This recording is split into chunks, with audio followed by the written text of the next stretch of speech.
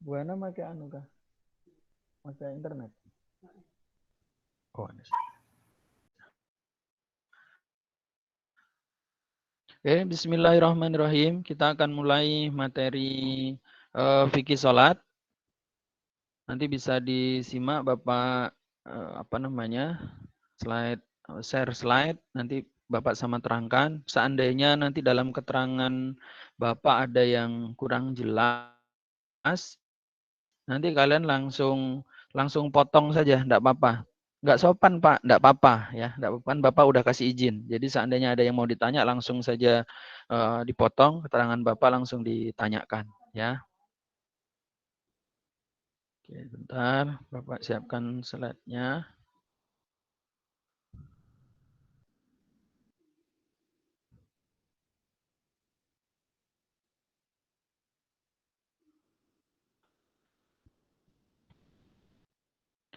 Sudah nampak belum?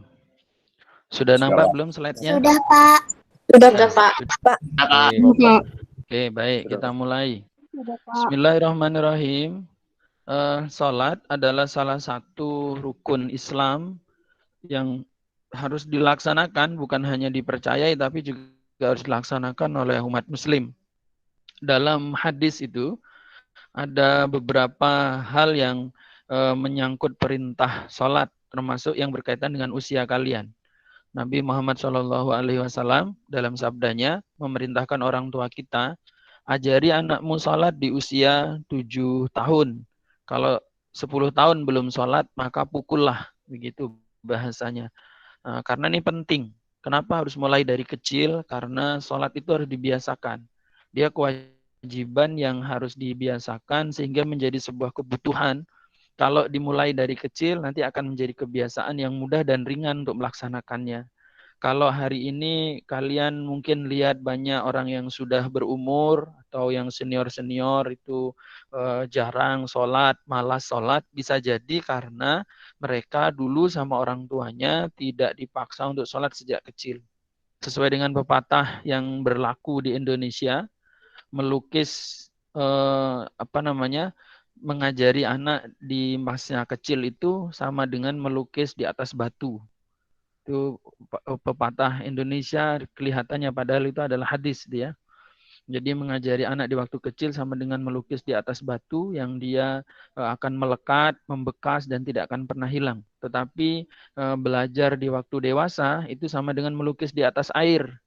Maka tidak susah sekali dia untuk menyisakan bekas. Yang ada adalah sering hilang malah gitu. Nah, ini adalah salah satu fungsi kenapa Rasul suruh orang tua kita ngajari anak sholat itu sejak kecil, umur 7 tahun. Kalau sampai 10 tahun belum sholat, disuruh pukul gitu. Ya, bahasa pukul itu bukan kekerasan, tapi pukul untuk ngajari anak-anak kita, mendidik supaya bagaimana mereka bersikap sebagai seorang muslim yang benar, ya, sebagai seorang muslim yang benar. Oke. Kita akan mulai masuk ke materi.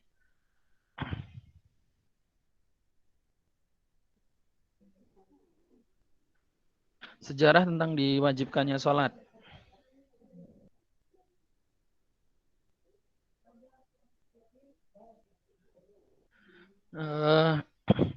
Perintah tentang diwajibkan mendirikan sholat tidak seperti Allah mewajibkan zakat atau lainnya.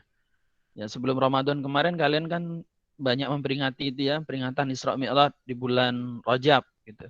Di bulan Rajab ada peringatan Isra Mi'raj Nabi Muhammad SAW yang menceritakan di dalamnya bagaimana proses perintah ini, kewajiban sholat ini tidak seperti perintah-perintah yang lain. Kalau wahyu yang lain itu Allah berikan kepada Nabi Muhammad melalui perantara malaikat Jibril mengantarkannya. Tetapi khusus untuk sholat, Nabi Muhammad sendiri yang menjemput ke Sidratul Muntaha untuk berjumpa dengan Allah Subhanahu wa taala dan kemudian membawa perintah yang namanya salat. Sekelumit saya sampaikan bagaimana proses ketika Nabi melaksanakan Isra Mi'raj ini, walaupun ini juga sudah sering anak-anak dengar di pengajian-pengajian di bulan Rajab, di langgar, di musola, di surau atau di tempat-tempat majelis taklim. Ketika itu Nabi sedang mengalami tahun kesedihan karena ada dua orang yang sangat dicintai oleh beliau dijemput oleh Allah, yakni istri tercinta Siti Hadijah, kemudian paman beliau yang selama ini melindungi beliau dari gangguan orang-orang Quraisy yang selama ini mengintimidasi Rasulullah. Ketika itu Rasulullah mengalami tahun kesedihan dan disempurnakan lagi ketika beliau ke Taif. Ketika berjalan ke Taif, di sana beliau bukan mendapatkan sambutan dengan baik, tapi malah lemparan-lemparan batu. Bahkan dalam sebuah riwayat, pelipis beliau robek, ada yang mengatakan kaki, ada yang mengatakan ada gigi beliau patah karena dilempari batu oleh orang-orang di sana. Kemudian Allah menghibur beliau dengan mengisrakan dan memi'rajkan Rasulullah mulai dari Masjidil Haram ke Masjidil Aqsa di Palestina, kemudian ke Sidratul Muntaha. Sidratul Muntaha itu tempat arsy-Nya Allah di atas langit ke-7 dengan didampingi oleh malaikat Jibril. Kemudian sampai di sana Nabi menghadap sendiri kepada Allah Subhanahu wa taala dan mendapatkan perintah 50 waktu salat. Kemudian beliau turun dan membawa oleh-oleh perintah itu dan ketemu beberapa nabi dan rasul. Yang paling banyak berkomunikasi adalah Nabiullah Musa alaihissalam. Kemudian secara singkat cerita, Nabi Musa menyampaikan bahwa umat Nabi Muhammad itu kecil-kecil, orangnya lemah-lemah, tidak akan mampu kalau sholat sampai 50 waktu. Karena umatnya Nabi Musa yang besar-besar, yang kuat-kuat saja tidak mampu menerima perintah itu. Maka Nabi Musa meminta Nabi Muhammad untuk meminta keringanan, rukhsah kepada Allah untuk dikurangi. Maka Nabi menghadap lagi kepada Allah yang 50 waktu tadi itu turun setiap naik 5, naik lagi 5. Jadi Nabi naik sampai 9 kali dan kemudian menyisahkan 5 waktu sholat yang hari ini kita terima.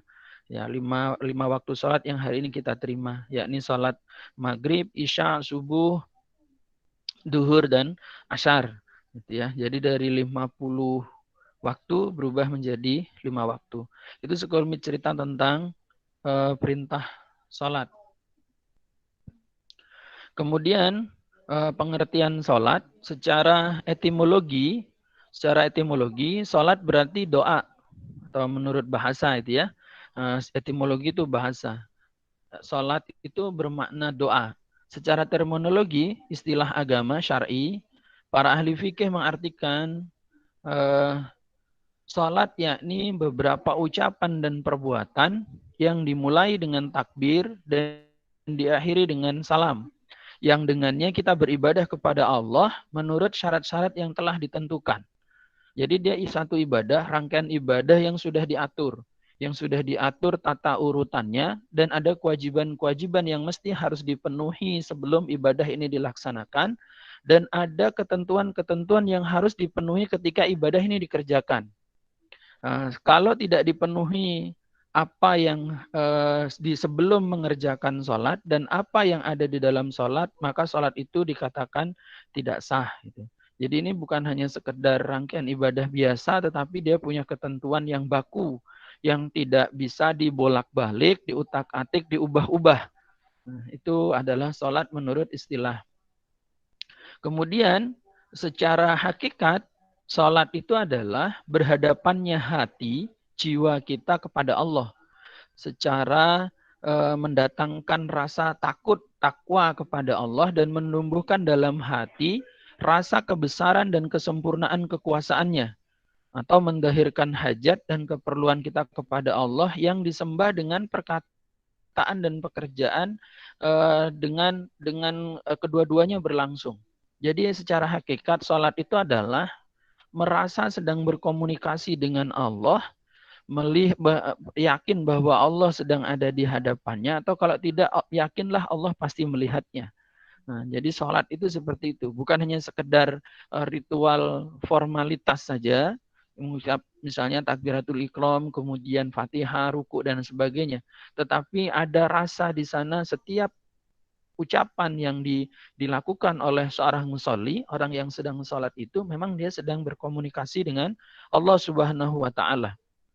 Dia sedang melakukan komunikasi langsung dengan Allah. Maka seyogyanya orang yang sholat itu dia harus meresapi setiap bacaan-bacaan dan gerakan-gerakan yang dikerjakan dalam ibadah itu. Dalam pengertian yang lain, sholat ialah salah satu sarana komunikasi antara hamba dengan Tuhan sebagai bentuk ibadah yang di dalamnya merupakan amalan yang tersusun dari beberapa perkataan dan perbuatan yang dimulai dengan takbiratul ikram dan diakhiri dengan salam, serta sesuai dengan syarat dan rukun yang telah ditentukan. Jadi, kalau melihat pengertian-pengertian di atas, berarti dapat disimpulkan bahwa sholat adalah merupakan ibadah kepada Rabb, kepada Tuhannya, pada Allah Subhanahu wa Ta'ala, berupa perkataan dan perbuatan yang diawali dengan takbir, diakhiri dengan salam menurut syarat dan rukun yang telah ditentukan. Berikutnya, kita akan bicara tentang syarat dan rukun. Ma huwa syarat, ma huwa syartu wa huwa rukun. Apa itu syarat dan apa itu rukun? Syarat itu adalah sesuatu yang harus dipenuhi di luar ibadah atau sebelum ibadah. Itu namanya syarat. Rukun adalah sesuatu yang harus dipenuhi di dalam ibadah. Jadi kalau syarat itu sebelum, di luar ibadahnya. Kalau rukun itu sesuatu yang ada di dalam ibadah itu. Dua-duanya ini harus dipenuhi. Karena kalau tidak dipenuhi, maka karena ini berkaitan dengan sholat, maka sholatnya tidak sah. Sholatnya jadi tidak diterima, batal dia kalau tidak dipenuhi. Apa yang masuk dalam syarat sholat? Yang pertama adalah beragama Islam. Nah, jadi yang mengaku dirinya Muslim, beragama Islam, maka dia punya kewajiban untuk melaksanakan sholat. Ya, untuk melaksanakan sholat bukan hanya sekedar mengaku dirinya Islam, tetapi dia tidak melaksanakan sholat. Maka itu melanggar ketentuan yang disampaikan oleh Rasulullah SAW yang berbunyi al-farqu bainal muslim wal kufr as-shalah. Perbedaan orang Islam dan non-Muslim itu adalah terletak pada sholatnya. Jadi biar kalian mengaku dirinya Islam, tapi kalau tidak melaksanakan sholat itu sama dengan tercabut sebenarnya agamanya. Maka penting gitu ya kalau Bapak atau Pak Syafi'i atau guru-guru yang lain ngejar-ngejar kalian, nanti kalau tatap muka itu kalian ada kewajiban sholat di masjid sekolah itu ada duhur dengan asar itu. Kalau sampai tidak sholat nanti ada pengurangan nilai dan lain sebagainya itu adalah bagian dari ikhtiar kami guru-guru untuk menanamkan bahwa kalian yang beragama Islam punya satu kewajiban yang yang bernama sholat dan itu tidak boleh ditinggalkan ya. Yang berikutnya, yang kedua sudah balik dan berakal. Jadi sudah balik dan kalau belum balik gimana Pak? Belum balik tadi itu seperti Bapak sampaikan di awal. Jadi umur 7 tahun itu disuruh ngajarin, umur 10 tahun disuruh mukul gitu ya. Kenapa itu dilakukan? Nanti ketika sudah balik, sudah usia balik, tidak perlu lagi repot-repot karena sudah terbiasa dengan sholat dan berakal. Karena ada orang balik itu tidak berakal. Siapa itu Pak orang balik tidak berakal? Yang orang-orang gila itu ya. Orang-orang gila itu udah balik, udah dewasa, tapi dia tidak berakal. Nah, mereka tidak punya kewajiban. Makanya biar orang gila itu Muslim, tapi mereka tidak perlu dipaksa karena mereka tidak punya kewajiban. Yang berikutnya adalah suci dari hadas. Apa itu hadas? Sesuatu yang dianggap kotor oleh syariat, oleh agama. Jadi ada hadas kecil dan ada hadas besar. Itu harus disucikan dulu dengan cara berwudu kalau hadas kecil, kalau hadas besar dengan mandi wajib. Ya, yang masuk hadas kecil misalnya buang angin, buang air besar, buang air kecil itu bagian dari hadas kecil. Kalau yang hadas besar, haid itu hadas besar atau yang laki-laki bermimpi. Mimpi basah itu hadas besar. Kalau udah nikah hubungan suami istri itu hadas besar. Ya, maka dia wajib mandi. Kemudian yang berikutnya suci seluruh anggota badan, pakaian dan tempat. Itu juga menjadi salah satu syarat yang harus dipenuhi. Karena kita sedang menghadap Allah Subhanahu wa taala, Rabb kita, maka sudah sepantasnya kita suci badan, suci pakaian, dan suci tempat. Nah, berikutnya lagi menutup aurat. Menutup aurat. Ada anggota tubuh kita yang tidak boleh dilihatkan kepada orang lain. Bagi laki-laki itu di antara pusat sampai lutut. Jadi itu adalah aurat, maka harus tertutup itu. Untuk perempuan, semua badannya itu adalah aurat kecuali telapak tangan dan muka. Telapak tangan dan muka saja. Nah, itu adalah aurat laki-laki dan perempuan berbeda, gitu ya.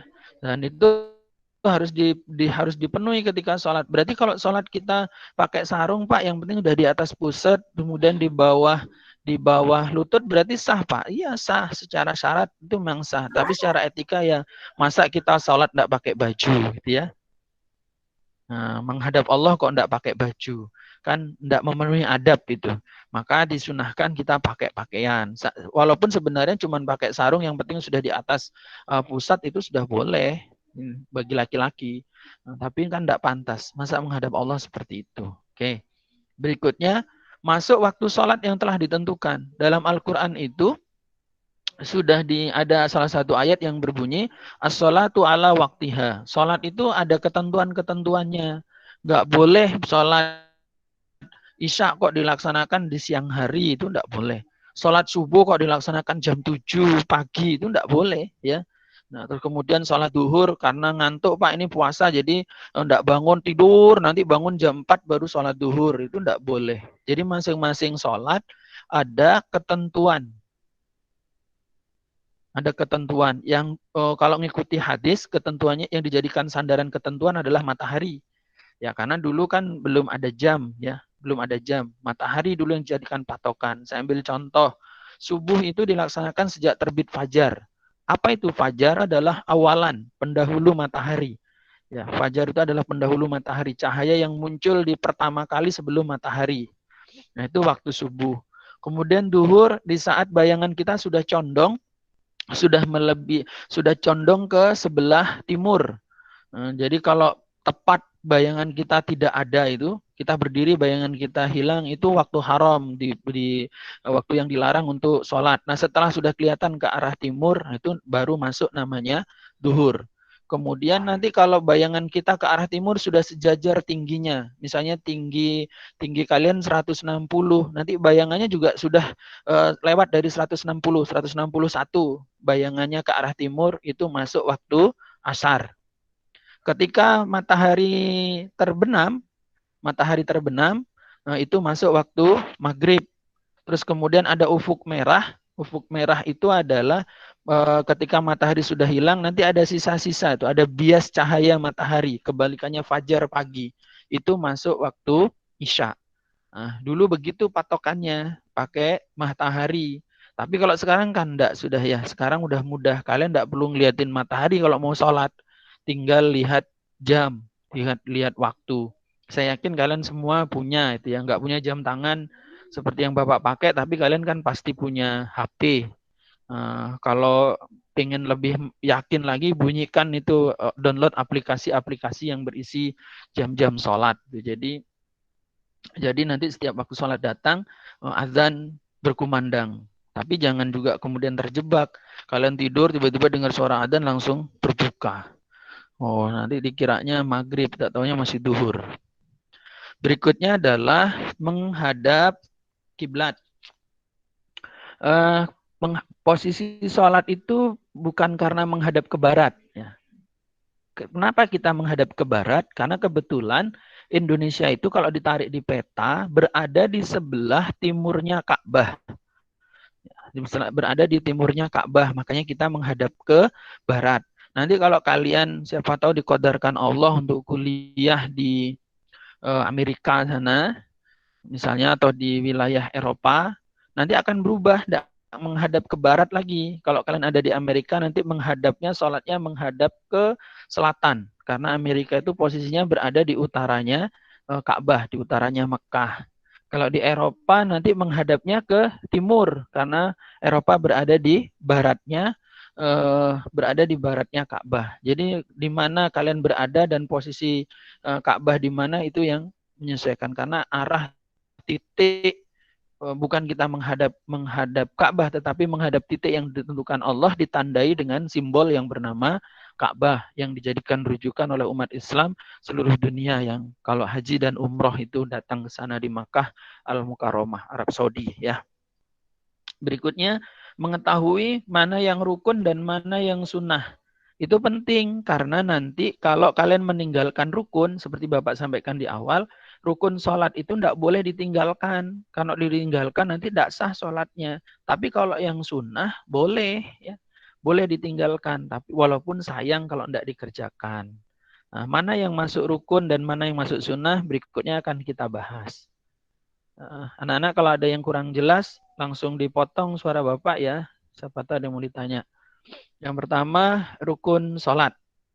Rukun sholat itu ada 13. Yang pertama, niat. Niat itu ada di hati. Oh, niat itu yang usolli fardol itu, Pak. Itu bukan niat, itu lafal niat. Itu lafal niat. Niat itu ada di dalam hati. Saya berniat sholat subuh 2 rakaat jadi makmum misalnya. Itu di hati. Kalau mau dilafalkan boleh, Pak, boleh. Jadi lisannya mengucap usolli fardus subhi rakaataini mustaqbilal berarti adaan makmuman lillahi ta'ala. Hatinya mengucap saya berniat sholat subuh 2 rakaat jadi makmum. Jadi niat itu letaknya ada di hati. Kemudian yang kedua masuk rukun adalah takbiratul ihram. Apa itu takbiratul ihram? Takbir yang dilaksanakan pertama kali setelah niat itu ya. Allahu Akbar yang di awal sholat. Kemudian berdiri tegak bagi yang kuasa, bagi yang mampu. Kalau dia lagi sakit, tidak kuat berdiri, boleh duduk. Kalau tidak kuat duduk, boleh baring. Bagi yang berbaring, dia boleh dengan posisi miring. Kalau tidak bisa, dia telentang. Kalau nggak bisa menggerakkan tangan, dia telentang dengan gerakkan tangan. Kalau tidak mampu gerakkan tangan, dia pakai isyarat gerakan mata. Nah, kalau nggak bisa gerakan mata, berarti dia sudah waktunya disolati. Oke, anak-anak sekalian, berikutnya yang rukun berikutnya adalah Al-Fatihah. Loh kok langsung Al-Fatihah, Pak? Nggak iftitah dulu, nggak kabirau dulu. Nah, itu yang kabirau itu masuk sunnah. Yang pakai kabira walhamdulillah atau yang langsung ini wajah tu wajhiyah atau yang langsung Allahumma ba'idni bainana itu namanya iftitah. Itu sunnah, boleh dibaca, boleh tidak. Tapi sayang kalau nggak dibaca. Tapi yang masuk rukun adalah Fatihah. Fatihah itu harus dibaca. Dalam hadis disebutkan kata Rasul la sholata illa Fatihah. Tidak disebut sholat kalau tanpa Fatihah. Kemudian berikutnya rukuk dengan tumak ninah. Kok langsung rukuk, Pak? Tidak baca surat pendek. Surat pendek itu surat-surat bacaan ayat Al-Quran setelah Fatihah itu juga sunnah. Jadi boleh dibaca, boleh tidak. Tapi kalau nggak dibaca sayang. Kenapa? Karena membaca Al-Quran dalam sholat itu pahalanya 70 kali lipat. Nah, pahalanya. Kalau baca tanpa wudhu, dia pahalanya 1. Kalau dengan wudhu, 1 huruf bernilai 10 kebaikan. Kalau dalam sholat, dia bernilai 70 kebaikan setiap hurufnya. Maka sayang kalau tidak dibaca. Apalagi yang sedang banyak hafalannya. Jadi murojaah yang terbaik itu adalah murojaah ketika sholat. Biar tidak hilang hafalannya. Saya dulu hafal, Pak, juz amma. Dulu masih di TPA, tapi habis itu setelah SMP yang dihafal cuma qul huwallahu ahad doang. Kenapa? Karena waktu sholat itu aja yang dibaca, yang lain nggak pernah dibaca, kan sayang. Makanya nanti dibaca lagi ya waktu sholat. Rukun yang berikutnya adalah rukuk dengan tumak ninah. Ma huwa tumak ninah? Apa itu tumak ninah? Tumak ninah itu adalah syakkan nafi almal. Dia tenang dalam amal. Jadi rukuk, posisi rukuk tenang. Makanya para ulama Nabi mensunahkan kita membaca. Ada bacaannya dalam rukuk supaya kita rukuknya tenang dengan membaca Subhana rabbiyal azimi wa bihamdi minimal 3 kali. Itu untuk tumak ninah. Nah, untuk supaya tenang. Karena kalau tenang diem aja nggak baca apa-apa itu agak berat. Makanya supaya bisa tenang disuruh baca itu. Itu makanya nanti kalau sholat nggak boleh buru-buru. Jadi tumakninah itu diam, tenang dengan posisinya itu. Nggak boleh wer itu kayak yang lagi viral tuh ya. Yang terawih 23 rakaat cuma 6 menit di Indramayu. Nah, itu nggak tumakninah, itu tidak memenuhi rukun. Maka tidak boleh itu dalam sholat, nggak boleh cepat-cepat. Nah, kemudian berikutnya i'tidal dengan tumak ninah, bangun dari rukuk dengan tumak ninah dengan tenang. Makanya di dalamnya ada bacaan Rabbana lakal hamdu mil'us samawati wa mil'ul ardi wa mil'u ma syi'ta min say'im ba'du. Itu supaya tumak ninah, supaya tenang. Nah, makanya di apa namanya? Dikasih bacaan itu sama Nabi. Terus kemudian habis i'tidal sujud, turun sujud juga begitu. Ada kalimat tumak ninah supaya tenang, supaya bisa duduk dengan baik. Makanya ada bacaan subhana rabbiyal a'la wa bihamdi minimal 3 kali. Bolehkah Pak lebih dari 3 kali? Boleh. Ya, boleh. Boleh 5 kali, boleh 7 kali, boleh sampai 11 kali. Nah, tapi yang masyhur 3 kali. Kemudian duduk di antara dua sujud dengan tumak ninah lagi. Ada kalimat tumak ninah supaya tenang. Makanya ada bacaan Rabbi ufirli warhamni wajburni warfa'ni warzukni wahdini wa'afini wa'fu anni.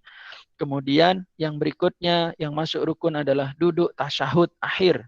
Tasyahud awal enggak Pak. Tasyahud awal itu sunnah. Jadi boleh dia tidak tasyahud awal, tetapi nanti ada ketentuan. Nanti akan kita bahas bagaimana orang yang tidak tasyahud awal. Nah, duduk tasyahud itu dengan tumak ninah. Makanya ada bacaan at-tahiyatul mubarakatus salawatut thayyibatulillah. Itu ada bacaannya dalam duduk tasyahud. Kemudian membaca tasyahud akhir yang dilanjutkan dengan assalamu alayka ayyuhan nabi. Terus kemudian sampai assalamu alayna wa ala ibadillahis sholihin, itu adalah bacaan yang wajib dibaca. Makanya kalau anak-anak tidak hafal itu perbaiki lagi, belajar lagi. Karena kalau itu tidak dibaca tidak sah sholatnya, ya tidak sah sholatnya. Jadi dibaiki lagi bacaan tahiyatnya. Kemudian berikutnya wajib tasyahud akhir itu bacaannya sampai asyhadu alla ilaha illallah, asyhadu anna muhammadar rasulullah. Itu dari at-tahiyatul sampai asyhadu alla ilaha illallah, asyhadu anna muhammadar rasulullah. Kemudian membaca sholawat. Allahumma sholli ala Muhammad. Bagi yang tidak pakai Sayyidina, kalau yang pakai Sayyidina, Allahumma sholli ala Sayyidina Muhammad wa ala ali Sayyidina Muhammad kama shallaita ala Sayyidina Ibrahim wa ala ali Sayyidina Ibrahim. Kalau yang tidak pakai Sayyidina, ya nggak usah pakai Sayyidina. Allahumma sholli ala Muhammad wa ala ali Muhammad kama shallaita ala Ibrahim wa ala ali Ibrahim dan seterusnya sampai Hamidum Majid. Habis Hamidum Majid langsung salam Pak. Ya, rukunnya begitu. Tetapi disunahkan boleh nambahi dengan doa. Dengan doa-doa. Jadi setelah Hamidum Majid, kalau nanti kalian ada doa, silahkan dibaca doanya di situ, boleh. Tapi yang masyhur yang disampaikan ulama adalah Allahumma firli ma qadamtu wa ma akhartu wa ma asrartu wa ma alamtu bih minni antal muqaddim wa antal muakhir la ilaha illa anta subhanaka inni kuntu minadh dhalimin Allahumma inni a'udzubika min adzabil qabri wa min adzabin nari wa min fitnatil mahya wal mamat wa min fitnatil masiihid dajjal. Baru kemudian salam. Salam yang masuk rukun adalah salam yang pertama. Yang ke kanan itu masuk rukun. Yang ke kiri Pak itu sunnah, boleh tidak. Tapi masa yang nggak dikerjakan, wong cuma nengok ke kiri aja ya. Menengok ke kanan kuat, masa nengok ke kiri enggak. Maka laksanakanlah nengok ke kiri. Yang terakhir, rukun yang terakhir yang ke-13 adalah tertib. Apa itu tertib? Berurut. Enggak boleh dilompat-lompat, enggak boleh dilangkahin, enggak boleh ditukar-tukar tempatnya, ya. Oke, sementara sampai itu dulu, Bapak tutup sejenak untuk share absen, share link absen di Jimit ya. Oke. Bapak share absen dulu, nanti kita lanjutkan.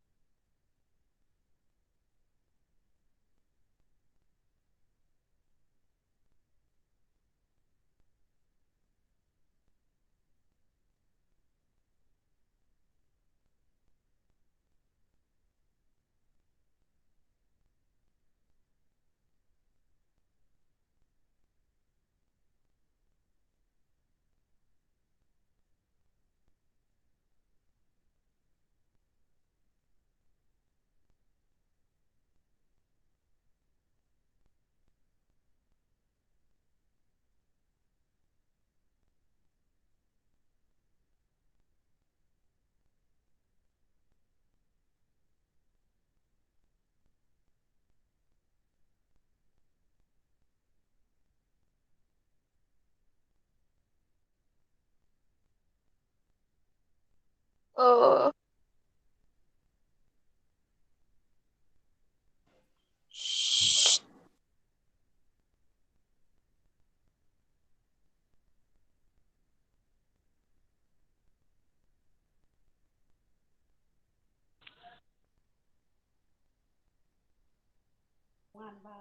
Nggak pakai modal sendiri.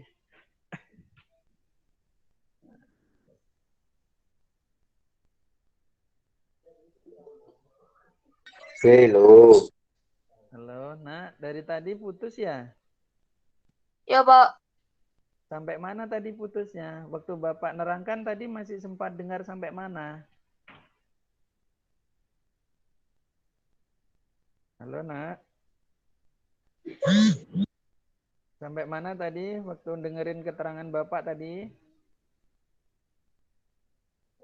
Sampai Bapak bilang mau ngirim absen. Absen. Oh ya, berarti bagus aja. Alhamdulillah berarti.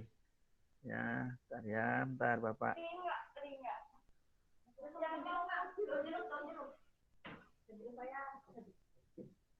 Nah.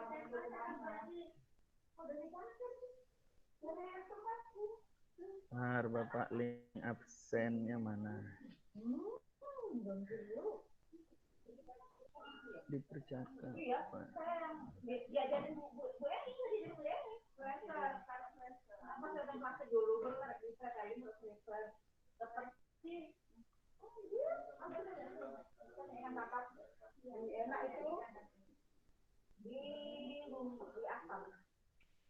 Pak, percakapannya di mana?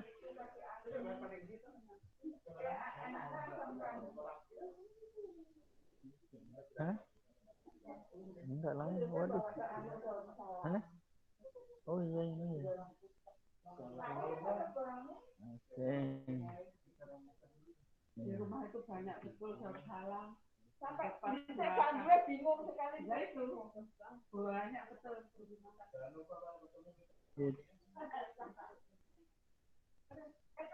Itu link absennya, Nak. Ya, dilihat di percakapan. Apa link absennya ada di situ.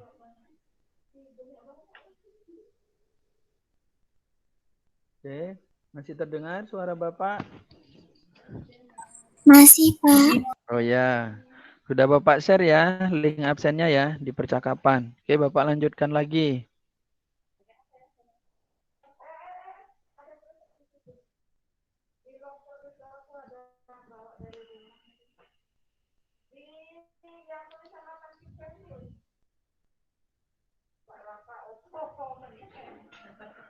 Sudah kelihatan share-nya, slide share-nya Bapak udah kelihatan? Sudah, Pak. Oke, ya. Bapak agak laju ya karena waktunya kita udah mau habis, tinggal 10 menit ya. Tinggal 10 menit lagi udah habis. Oke, bismillahirrahmanirrahim. Yang membatalkan sholat. Yang pertama, sholat itu batal jika salah satu syarat dan rukun tidak dilaksanakan. Tadi sudah ya, syarat dan rukun sudah Bapak jelaskan. Kalau tidak dilaksanakan maka batal, tidak sah sholatnya. Yang kedua, sholat itu batal karena beberapa hal. Satu, hadas. Tiba-tiba lagi sholat keluar angin, maka berhenti sholatnya. Ya, batal soalnya ya. Sholatnya batal. Terus kemudian lagi sholat terkena najis yang tidak termaafkan. Memang ada Pak najis yang termaafkan, ada ya. Najis yang termaafkan itu contoh misalnya anak-anak lagi sholat digigit nyamuk, ada nyamuk nempel. Kemudian kalian tepok tuh karena gatel kan? Karena gatel jadi ditepok nyamuknya. Terus kemudian ada darah nyamuk itu kan darah itu najis, tetapi darah nyamuk itu adalah najis yang dimaafkan. Jadi nggak apa-apa. Atau misalnya lagi sholat, kalian lagi sholat tiba-tiba ada cicak iseng gitu ya. Cicak iseng di atas, kalian lagi sholat kejatuhan kotoran cicak. Nah, itu enggak apa-apa, enggak batal sholatnya karena dia najis yang dimaafkan karena tidak sengaja. Beda kalau anak-anak mau sholat, lihat lihat kotoran cicak sengaja diinjek. Ya, sengaja diinjek atau lihat di tempat sholat itu ada kotoran cicak tapi tidak dibuang, malah diinjek, dikenai badan atau pakaian kalian. Jadi itu tidak sah sholatnya. Tetapi kalau lagi dalam sholat kemudian kejatuhan kotoran cicak itu tidak masalah. Ya, itu adalah najis yang dimaafkan karena tidak sengaja. Berikutnya yang ini adalah berkata-kata dengan sengaja, ngobrol gitu, ngobrol dengan sengaja. Makanya kadang kalau sholat itu, nanti karena kalian belum pernah tatap muka di sini, kalau ada anak sholat kok cekikikan, ketawa, itu pasti nanti Pak Nanang atau Bapak Ibu guru yang lain nyuruh sholat lagi, karena sholatnya yang tadi tidak sah. Tidak boleh orang sholat itu ngomong-ngomong, itu tidak boleh. Terus kemudian terbuka auratnya. Lagi sholat nih, kalian lagi sholat, pakai celana pendek yang di atas lutut, yang laki-laki. Tiba-tiba sarungnya melorot, ya sarungnya lepas, batal sholatnya, nggak boleh diterusin. Begitu juga perempuan, gimana Pak kalau mukenanya melorot? Kalau dia pakai rok yang panjang, yang sampai menutup kaki terus jatuh kan nanti masih tertutup itu yang kakinya. Nggak apa-apa terusin. Tapi kalau kamu mukenanya melorot, nah ternyata cuma pakai celana pendek, ya harus batalin sholatnya karena sholatnya nanti tadi otomatis batal. Atau lagi sholat ada angin kencang tuh ya, lagi angin kencang, kipasnya kekencangan. Kemudian terbuka itu mukenanya yang atas, sementara kalian pakaiannya pakaian pendek, cuma pakai kaos. Akhirnya tersingkap itu, terbuka kelihatan tangannya, kelihatan lengan tangannya itu. Maka sholatnya batal. Ya, enggak boleh. Kemudian mengubah niat, misalnya ini lagi sholat nih, kalian berniat bermakmum, imamnya kebetulan misalnya Bu Dewi nanti jadi imam, terus kalian tiba-tiba kok Bu Dewi ini lama betul sih imaminya, akhirnya kalian ubah niatnya, kalian sholat sendirian, enggak jadi makmum gitu, nah itu enggak boleh. Atau ini lagi terawih kan biasanya kadang ada imamnya yang lama panjang bacaannya itu ya, ngerasa capek akhirnya lanjutkan sholat sendiri, tidak jadi makmum, itu juga batal, tidak boleh. Jadi kalau udah niat makmum, ikuti, mau panjang kah bacaannya, mau pendek nggak apa-apa, ikuti sampai selesai. Kemudian makan atau minum meskipun sedikit. Memang boleh Pak makan sama minum, ada makan sama minum dalam sholat, ada. Contoh, anak-anak habis makan, tadi berkumur, sudah berkumur, tapi ternyata masih ada sisa makanan. Orang Jawa nyebutnya selilitan. Apa bahasa Indonesianya selilitan? Ya? Apa Bu? Oh ya selilitan ya. Ada selilitan di gigi. Nah ternyata waktu sholat anak-anak baru bisa terkeluar tuh kotoran itu, yang sisa makanan itu. Terus kalian kunyah, kalian telan, batal sholatnya. Yang benar gimana Pak? Harus dikeluarkan. Jadi dikeluarkan sampai di bibir, kemudian diambil pakai tangan, diambil gitu. Petunjuknya kalau sholat sendirian boleh dengan kayak ngeludah gitu, tapi bukan ngeludah ya, hanya membuang selilitan makanan tadi itu. Nggak boleh ngeludah, kalau ngeludah dimarahi jamaah yang lain nanti ya, nggak boleh. Kemudian minum dengan sengaja. Kalau menelan air liur Pak, itu bukan minum ya, itu bukan minum. Jadi yang dikatakan makan dan minum itu adalah memasukkan zat segala sesuatu yang di luar mulut. Ya, memasukkan segala sesuatu di luar mulut ke dalam mulut melalui tenggorokan. Itu namanya makan dan minum. Yang selilitan tadi karena sisa makanan itu asalnya dari luar, maka itu dianggap sebagai makanan. Jadi itu bisa membatalkan sholat. Tapi kalau kita lagi baca terus kemudian keluar air liur di dalam mulut kemudian ditelan lagi, itu enggak masalah. Itu bukan sesuatu yang membatalkan. Berikutnya banyak gerakan yang sia-sia. Jadi bergerak-gerak itu boleh Pak, boleh. Tapi kalau gerakannya itu sesuai dengan kaidah dan ada maksud. Yang tidak boleh itu gerakan yang sia-sia. Kayak goyang-goyang, dia sholat sama gerak-gerak. Terus kemudian tidak gatel garuk-garuk.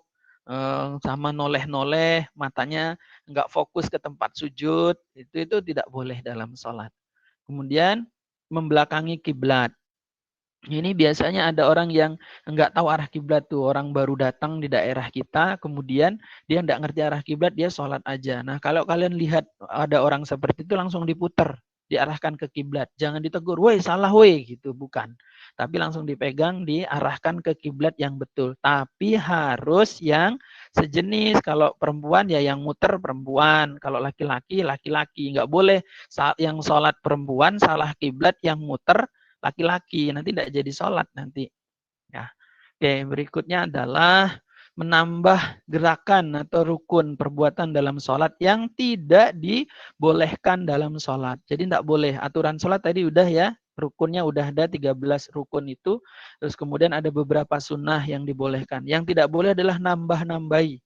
Karena, oh ini masa pendek betul nih, sujud kok cuma subhana rabbiyal a'la bihamdihi bacaannya. Nanti kalau gitu saya tambahi baca surat Yasin waktu sujud. Nah, itu enggak boleh ya. Bagus itu baca Yasin, baca Quran bagus tapi tidak pada tempatnya. Kemudian tertawa. Tertawa sampai kelihatan terbuka mulut, kelihatan gigi, itu tidak boleh. Dalam sholat itu batal sholatnya. Kemudian mendahului imam bagi yang bermakmum. Jadi makanya kalau dalam makmum kalian gerakannya itu menunggu setelah imam sempurna takbir intikolinya.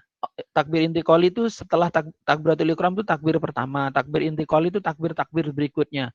Allahu Akbar, sami Allah liman hamidah, Allahu Akbar, itu takbir intikoli. Nah, makmum itu sunnahnya adalah setelah imam melakukan bacaan itu dengan sempurna dan gerakannya sudah sempurna. Misalnya mau turun dari mau ruku ini, Allahu Akbar ruku. Nah, baru makmum mengikuti. Enggak boleh makmum mendahului. Itu juga membatalkan sholat. Nah, itu yang membatalkan sholat. Kemudian yang sunnah dalam melakukan sholat. Sunnah dalam sholat itu ada dua. Ada sunnah ab'ad dan sunnah hayat. Sunnah ab'ad adalah sunnah yang apabila tidak dikerjakan, orang sholat tadi disunahkan untuk sujud sahwi. Ya, dia jadi sunnah ab'ad itu sunnah yang mendekati wajib dalam sholat, harus dilakukan. Kalau tidak dilakukan dia harus sujud sahwi. Yang apa sunnah ab'ad itu? Sunnah tasahud awal. Tasahud awal itu kalau tidak tasahud awal maka harus sujud sahwi. Kemudian membaca sholawat di tasahud awal. Jadi tasahud awal bukan hanya sampai asyhadu an la ilaha illallah, asyhadu anna muhammadar rasulullah, tapi sampai Allahumma sholli ala sayyidina Muhammad, yang pakai sayyidina, yang tidak pakai sayyidina, Allahumma sholli ala Muhammad wa ala ali Muhammad. Terus kemudian membaca kunut bagi yang meyakini kunut bagian dari sholat subuh. Jadi yang di keluarganya pakai kunut, kalau tidak baca kunut nanti sujud sahwi. Tapi kalau yang sudah biasa tidak pakai kunut tidak apa-apa ya, karena ini ada perbedaan dalam agama. Itu adalah sunnah ab'ad. Kalau sunnah yang hayat itu biar lupa nggak apa-apa, nggak harus sujud sahwi. Apa yang masuk sunnah hayat? Sunnah hayat adalah yang salah satunya iftitah. Kabira walhamdulillahi katsira wa subhanallahi bukrata wasila sampai wa ana minal muslimin atau wahuma bait baini, itu yang pakai wahuma bait baini itu dibaca boleh, tidak dibaca juga tidak apa-apa, tapi usahakan dibaca. Tapi seandainya lupa tidak dibaca tidak harus sujud sahwi. Baca surat-surat pendek atau potongan ayat setelah Al-Fatihah. Itu boleh dibaca, boleh tidak. Tapi usahakan dibaca seperti tadi Bapak bilang untuk murojaah, jangan cuma qul huwallahu ahad aja bacaannya. Kasihan hafalan Quran yang lain nanti kalau boleh demo itu nanti. Masuk qul huwallahu ahad tok yang dibaca ya. Nah, itu seandainya lupa itu tidak harus sujud sahwi. Terus bacaan-bacaan dalam ruku, dalam i'tidal, dalam sujud, dalam duduk di antara dua sujud itu subhana rabbiyal azimi, subhana rabbiyal azimi, rabbana lakal hamdu milus samawati wal ardi, subhana rabbiyal a'la, rabbighfirli. Dan itu seandainya kalian tidak baca enggak apa-apa. Sebenarnya enggak apa-apa, tetapi kalian tetap harus memenuhi yang namanya ruku tumakninah.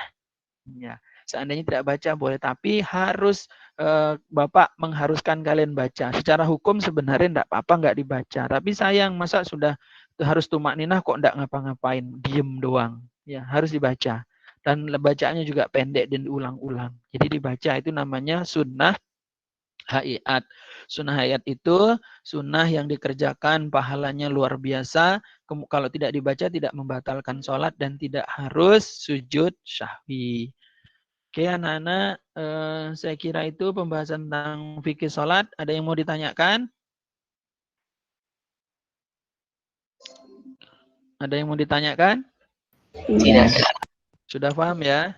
Oke, terima kasih. Kalau begitu, alhamdulillah sampai detik terakhir masih ada 48 orang yang bertahan. Bapak doakan mudah-mudahan amal soleh kalian, belajarnya, taklimnya ini, belajar ilmu ini, dan puasa kalian, puasa kita semua diterima dan diridhoi oleh Allah Subhanahu wa Ta'ala. Kita menjadi sholatnya lebih baik dan menjadi hamba yang bertakwa. Allah kelarkan Ramadan kita dengan baik. Allah entaskan kita dari Ramadan ini dengan baik pula. Insya Allah nanti kita akan ketemu lagi di hari Kamis ya. Insya Allah di hari Kamis kita akan ketemu lagi dengan kalian. Selamat beristirahat. Selamat mengulang. Nanti hasil rekamannya Bapak share di YouTube. Jangan lupa Faiz El Hadi. Faiz El Hadi channel. Nanti boleh dicari dan untuk mendukung dakwah Bapak melalui YouTube bisa di-subscribe, like, and share. Terima kasih. Walafu minkum. Oh, mohon maaf, sudah absennya sudah Nana? Sudah, Pak. Sudah, Pak. Udah, Pak. Oke, terima kasih. Sudah, Pak. Terima kasih. Walafu minkum. Mohon maaf lahir batin. Assalamualaikum warahmatullahi wabarakatuh. Waalaikumsalam warahmatullahi wabarakatuh.